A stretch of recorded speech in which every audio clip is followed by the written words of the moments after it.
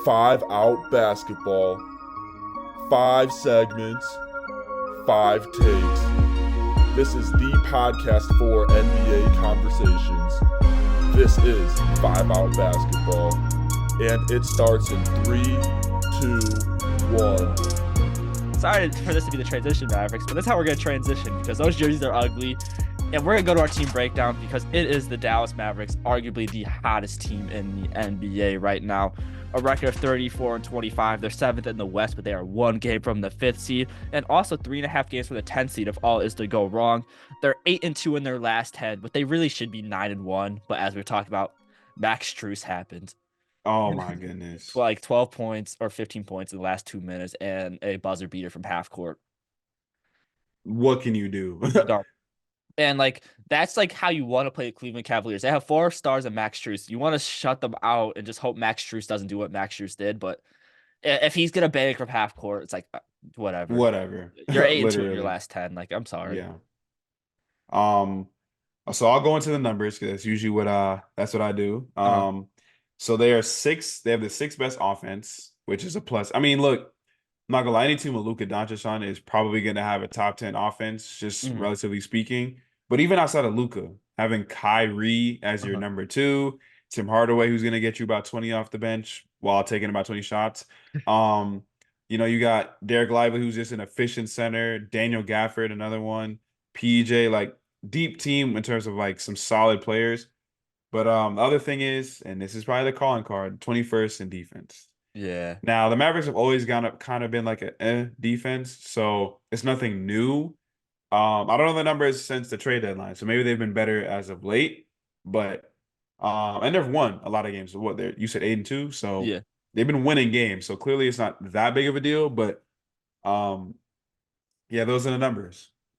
Yeah, and just my thoughts on this team, just looking at the roster, it's just those trade deadline pieces, I think, of what made the Warriors, the Mavericks, a legit threat in the West. It's just like Luka throwing lobs to like Maxi Kleber to like Daniel Gafford, PJ Washington. It's just game changing for them. I think it got so much more athletic, which is the one thing you were lacking. But you just look at the roster, there's just not a perimeter defender on this roster. I think it's gonna hurt them in the postseason. But I kind Yeah. of want that to be the transition point. It's just how serious, because that's the main conversation when it comes to the Mavericks. It's not like we're worried about a rebuild or anything. Mm-mm. It's just how good are the Mavericks in the West, and is this a team that has a possibility of making it out of the West or to the Western Conference Finals? So if they would have traded for Alex Caruso, I'd be more confident. Mhm. But that did not happen, obviously. I think here's the thing with the West, right? The West in the playoffs is legit all about who you play. Yeah. Like, if you get the wrong matchup, no matter how good you were in the regular season, you're not winning. Like, for my team, for instance, OKC, if we get the wrong matchup, we might lose in the first round just off of that.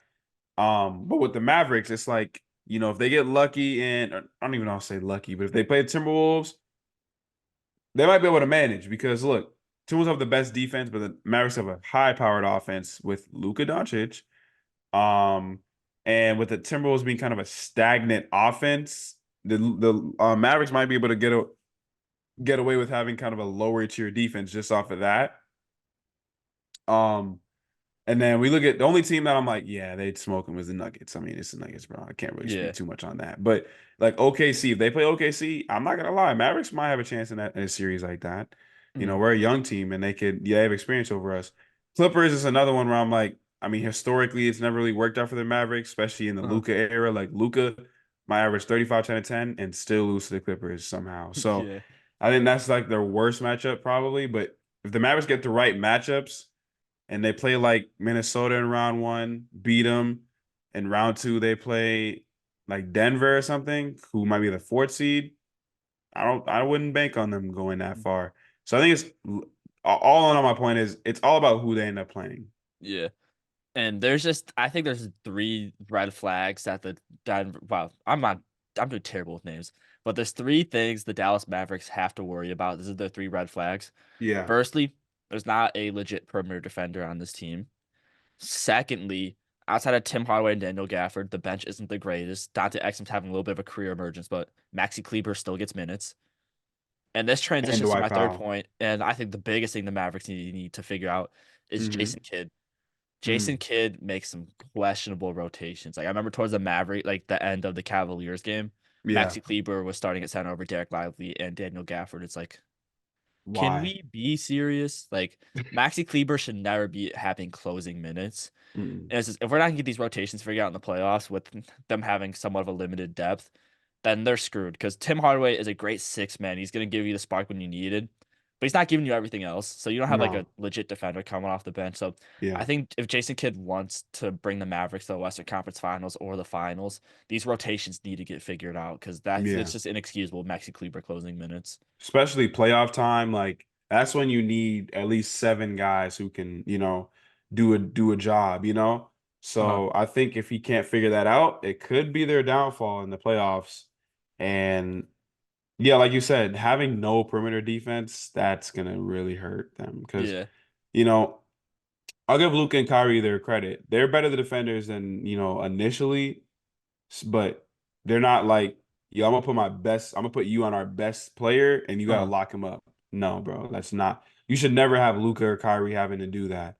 So I think even, right now I don't know who's on the market, so they're not getting those perimeter defender, but that's gonna be their biggest like issue moving forward. It 100% needs to be addressed this offseason if you ever want Luca to stay there and seriously compete. Because like, is Josh Green really who we're putting our like star player like that's being defended by? Like, they're not. Like, Man.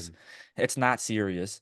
And it's just that's what's sad about the Mavericks. Because like when the playoffs, you need like 7 guys, and I think they have 7 guys that could play their role. It's just Yeah. none of them play the role of the defender they need for on the Outside perimeter. of what about Derrick Jones Jr.? I forgot about Derrick Jones Jr. as a Bulls legend himself. I love Derrick Jones Jr. Derrick Jones Jr. He's so fun to watch, man. Like Yeah, he he's only is. trying to go viral, and those are my favorite type of players. Literally. I But mean, it's he's a decent defender. He's a pretty good but defender. like, is Derrick Jones gonna be clamping off Anthony Edwards, Devin No, Booker, that's a Shea tough or J ask. Dub? Like, it's not It's a tough happening. ask. Yeah, it's a If he tough does do it ask. though, he better get the fattest Oh extension. yeah, yeah, yeah, for But sure. yeah, it's just the Mavericks. They have options. It's just they need an elite defender. Like even a guy like Dylan Brooks. I know he just went to Houston, but just a player of that caliber cements the Mavericks as a championship team. So I hope that's something they can try and figure out. Me too. Maybe if the Thunder fall apart and just start drafting a bunch of people, see if Lou Dort's available in the trade market. Oh no. Just figure something out because they're a perimeter defender away. But I want to see the Mavericks win now because like I don't ever want to see Luca leave Dallas in all honesty. But like if they can't ever figure it out, I can't blame him for leaving because he's gonna get paid no matter where he goes. Yeah, he's gonna get paid in Denver. Yeah, yeah. And him and Jokic just start kissing in the locker room. Like we saw in the All-Star game, bro. The bromance is unreal. Yeah, unreal, man. Those are best friends right there. But yeah, looking forward to the future. It's not like they have a lot of draft capital, obviously. No. Like, it's not crazy draft capital. And I think the thing is, they have their 2 stars. Luca Yeah. is a top 3 player in the league right now. So you have your guy, you Mhm. have his running mate in Kyrie, at least for the next year or two. Hopefully. You have a solid roster all around. Like outside of you not having good perimeter defense, you have a solid roster. And I think if they can just get that, he didn't even have to be a first team all defensive guy, but like just that defensive dude, like a perfect addition would have been OG Anunoby. That would have been Yeah. perfect. But it ain't always gonna be perfect, obviously. Hmm. But they gotta go out and find that perimeter defender who can, you can just say, go guard him. So yeah, I think that's their biggest thing they need to like. Don't go out in the offseason and trying to get some 3rd star. I feel like you're fine in terms of offense. Just go get you some perimeter defense and multiple at that if you can. If you get multiple guys who can play some perimeter defense, you're set. Yeah, because you got it spot on. Dallas doesn't need a trade for a star. Like, you don't got to see if, like, oh, is DeMar DeRozan in the trade market or some, like, third caliber guy? Just get a defender, please. Whether it's the Hmm. draft, whether it's free agency. Yeah. Someone's got to be there. And it's just, I think the Mavericks have a bright future, but I don't think they have, like, the biggest window of all time, if that makes sense. Like, it's No. like, oh, we got 5. You just try and figure out the guy. You got to figure out the guy before this Luka contract ends, which you have a couple years to work with. But the Mavericks, they're close, and I think they're so exciting. There's a team I want to figure out so bad. Not that I don't ever want some teams to figure it out, but there's a team I want to see make it work because I want to see Luca get a ring in Dallas. I just think it'd be beautiful scenes. Me too. I think, and I think it's really because they didn't get to get Matisse Thybulle. Like Mhm. they offered him a contract, the Blazers matched it, and now he's just on the Blazers. sometimes I hate when teams do that. Like I Yeah, get why, because it's like you want to get something in return for the dude. So it's like, maybe they could have done sign and trade, but like, bro, he doesn't want to be there, bro. Just no, I never understood. I'm not gonna say I never understood, but like I just feel like if I see a dude legit sign a contract for another team, why am I matching it? Like he he clearly doesn't. don't That want to means be here. he doesn't want to be exactly. He doesn't even want to be here. Like he clearly doesn't even want to be on this team. Why am I bringing him back? Yeah, Because he's probably gonna request a trade out anyway, or he's gonna just play DeAndre Ayton. He signed yeah, a contract extension contract with the Pacers. The Suns matched it, and look at how he played after that. Like terrible. I think it's just like sometimes you gotta just especially with Matisse Thybulle. What are the This ain't a Blazers star player, dog. Like, like? What is he genuinely gonna do for their team? yeah. Like, He's not not the to say missing he's piece of their championship.